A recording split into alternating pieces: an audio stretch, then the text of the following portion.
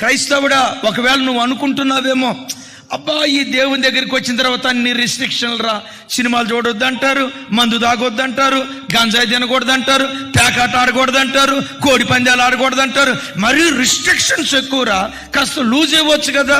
నేనంటా, మిమ్మల్ని అడుగుతా, తాగి తాగి నా బ్రతుకు బాగుపడింది అని ప్రపంచంలో ఎవడైనా చెప్పగలడా?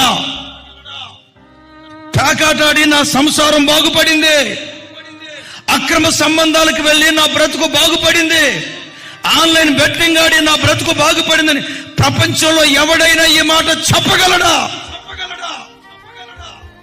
కొంతమంది అనే మాటలు ఎట్టుంటాయో తెలుసా? నేను ఇంత ప్రార్థన చేసినా దేవుడు నా పట్ల అద్భుతం చేయలేదు కాబట్టి నేను మరలా మందు తాగటానికి పోతా, నేను మరలా పేకాట ఆడటానికి వెళ్తా, నా దేవుడు నా పట్ల కార్యం చేయలేదు కాబట్టి మరలా నేను సినిమా హాల్ వైపు, బ్రాందీ షాపు వైపు.